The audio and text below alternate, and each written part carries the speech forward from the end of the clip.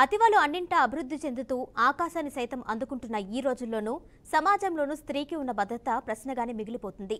మహిళల రక్షణకు ఎన్ని కొత్త చట్టాలు తెచ్చినా రూపొందించి అమలు చేస్తున్నా రోజు ఎంతో మంది మహిళలు వేధింపులకు దాడులకు గురవుతూనే ఉన్నారు. ఇక ఉన్నత స్థానంలో ఉండి మహిళల పట్ల గౌరవంతో నడుచుకోవాల్సిన ఆఫీసరే లైంగిక వేధింపులకు పాల్పడటం కామారెడ్డిలో కలకం రేపుతుంది. కామారెడ్డి డిఎంహెచ్ఓ లక్ష్మణ్ సింగ్ పై ఏకంగా 20 మందికి చేసిన ఆరోపణలు హాట్ టాపిక్ గా మారినాయి.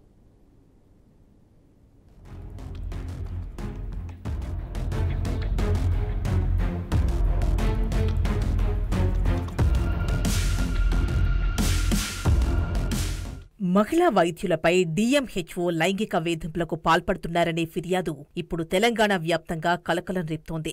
వచ్చిన కంప్లైంట్పై రాష్ట్ర వైద్యారోగ్య శాఖ సీరియస్గా విచారణ చేపట్టింది.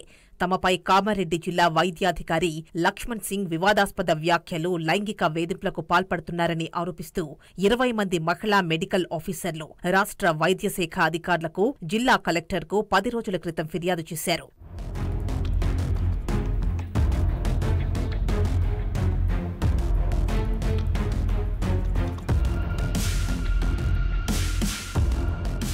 వివాదాస్పద వ్యాఖ్యలు లైంగిక వేధింపుల అంశంపై మహిళా మెడికల్ ఆఫీసర్లు దేవునిపల్లి పోలీస్ స్టేషన్లో ఫిర్యాదు చేశారు. ఈ విచారణలో మహిళా మెడికల్ అధికారులు రాష్ట్ర వైద్యారోగ్య శాఖ అధికారి ముందు తమ గోడును విన్నవించుకున్నారు. సుదీర్ఘంగా విచారణ చేపట్టిన అమర్ సింగ్ నాయక్ విచారణ అనంతరం బాధ్యులపై చర్యలు తీసుకుంటామని తెలిపారు. మహిళా మెడికల్ ఆఫీసర్లకు మద్దతుగా కామారెడ్డి ఎమ్మెల్యే రమణారెడ్డి విచారణ చేపడుతున్న కార్యాలయానికి వచ్చారు. విచారణ జరిపించి బాధితులకు న్యాయం చేయాలని ఆయన డిమాండ్ చేశారు.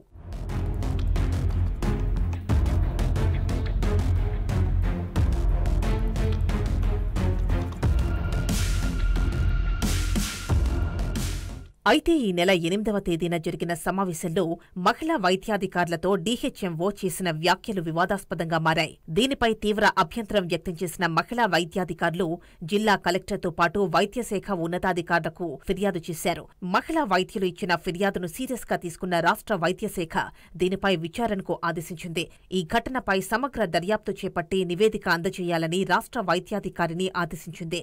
ఒక బాధ్యతాయుతమైన పదవిలో ఉన్న వ్యక్తి ఇలా చేయడం సరైంది కాదని మహిళా వైద్యాధికారులు ఆగ్రహం వ్యక్తం చేస్తున్నారు. తమకు న్యాయం చేయాలని విచారణాధికారిని కోరారు.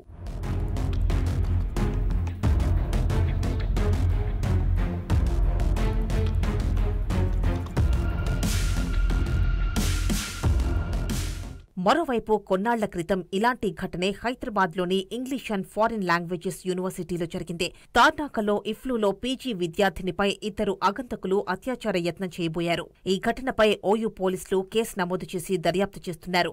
నిందితులను పట్టుకోవడంలో జాప్యం జరుగుతోందని ఇఫ్లూ విద్యార్థులు కొద్ది రోజుల క్రితం ఆందోళనకు దిగారు.